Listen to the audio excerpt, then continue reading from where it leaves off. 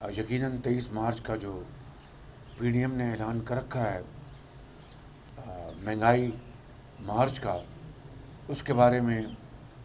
جو تنظیمی امور ہیں اس کے بارے میں گفتگو ہوگی، اور پھر وہاں پر باقی جو ملک کی صورتحال ہے اس کے اوپر بھی مشاورت ہوگی۔ آج ہم دونوں نے، مولانا ہمارے امیر ہیں پی ڈی ایم کے، یہ طے کیا کہ اس حکومت کے جو ظالمانہ اقدامات ہیں اور منی بجٹ کے حوالے سے، جس کے اوپر کل میری تقریر ہو چکی ہے ایوان میں، اور آج دوسرے جو قائدین ہیں انہوں نے بھی آج اسپیچ کی ہے، اور منی بجٹ کے حوالے سے جو ایک نیا طوفان آنے والا ہے مہنگائی کا اور غریب آدمی کو بحال کرنے کا، اس کے اوپر بھی ہماری گفتگو ہوئی ہے۔ ایوان کے اندر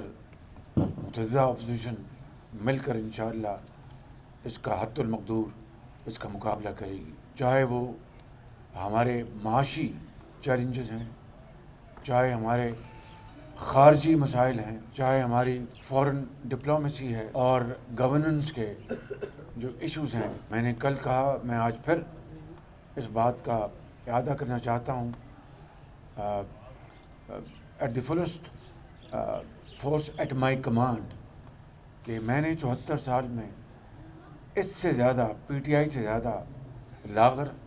نالائق، انکمپٹنٹ اور کرپٹ حکومت نہیں دیکھی،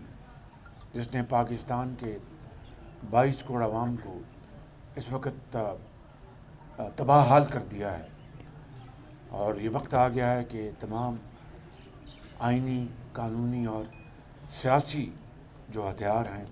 اس کو استعمال کیا جائے۔ تعجب کی بات یہ ہے کہ جس حکومت کو اپنے عام غریب آدمی کا احساس نہیں اور بین الاقوامی اداروں کو اور ان کا مفاد ان کو عزیز ہے، ان کے مطالبات، ان کے دباؤ پر قانون سازی کی جا رہی ہے، تو ایسی صورتحال میں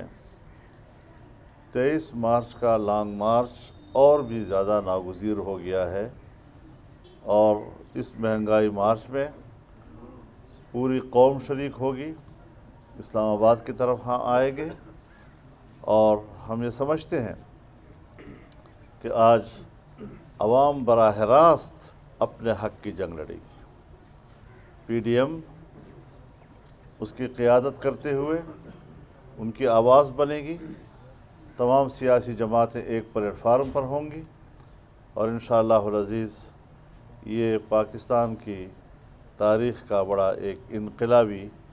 قدم ہوگا جو 23 مارچ کو پورے ملک کی سطح پر اٹھایا جائے گا، کہ اس حکومت کو فوری طور پر رخصت کرنے کے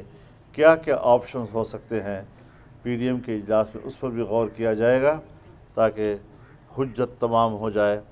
ہم سیاسی جماعتوں سے بھی کہنا چاہتے ہیں، اور حکومت کے ساتھ جو